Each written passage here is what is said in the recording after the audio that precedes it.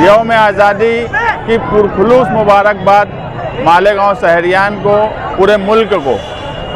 शहीदों की यादगार के पास हर साल हम जश्न मनाते हैं। यहाँ पर जो शोहदा थे आज़ादी के वक्त के मालेगांव के, उनका नाम जिंदा रहे और आज़ादी के मतवालों का मेला लगे, इस मकसद से ही अशोक स्तंभ बनाया गया था और उस मकसद से ही हम यहाँ पर प्रोग्राम करते हैं, कौमी गीत बजाए जाते हैं। आज ये जोश नौजवानों में जो है, ये आज़ादी का जोश है और आज़ादी का जोश दिखना चाहिए, इसी मकसद से ये प्रोग्राम किया जाता है। यहाँ पर बच्चों की तकरीरें होती हैं, जो आज़ादी के वक्त मालेगांव शहर में जिन्होंने कुर्बानियाँ दी, उनकी हकीकत क्या है और उनका नाम यहाँ क्यों लिखना चाहिए, इस पर बात होती है। कौमी गीत गाए जाते हैं।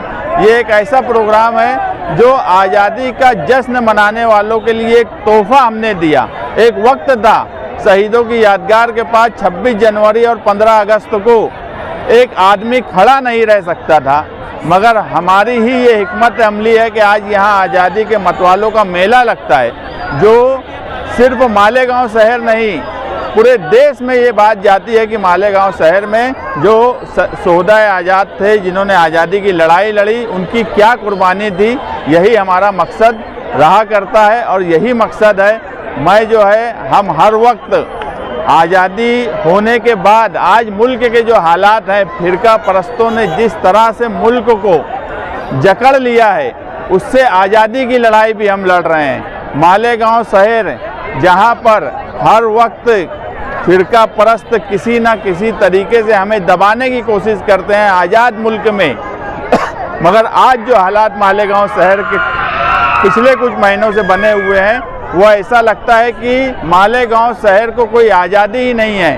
वो जन्म दाखिले का मामला हो, लैंड जिहाद की बात हो, तरह तरह के इल्ज़ामात लगाकर हमारी आज़ादी छीनी जा रही है।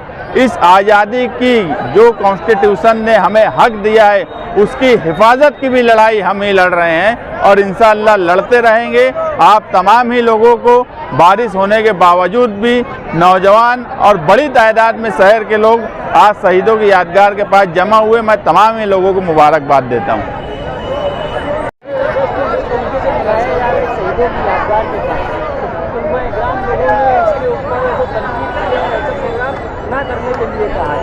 देखो, आज हम पर जो इल्ज़ामात लगाए जा रहे हैं, यहाँ रोहिंग्याई हैं, यहाँ पर बांग्लादेशी हैं, कभी कभी वक्त और हालात के हिसाब से तरीका कुछ और भी हो सकता है, नज़रिया कुछ और भी हो सकता है। बात यह है कि आप नज़रिए को समझिए कि ये जो जश्न है, ये जो तिरंगा लेकर लोग चल रहे हैं, जो एक जोश में हैं, ये साबित करता है कि यहाँ कोई बांग्लादेशी, कोई रोहिंग्या नहीं है।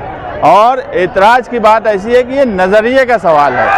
हमारा अपना एक नज़रिया है कि शहीदों की यादगार के पास मेला लगना चाहिए। मालेगांव पर जो झूठे इल्ज़ाम हर वक्त लगाए जाते हैं, ये छोटा पाकिस्तान है, यहाँ बांग्लादेशी है, यहाँ रोहिंग्याई है, ये उसका जवाब है।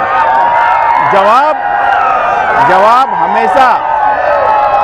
हमेशा जवाब जोश के साथ दिया जाता है और हम वो जवाब सरकार को और फिरका परस्तों को शहीदों की यादगार के पास से जोश से दे रहे हैं।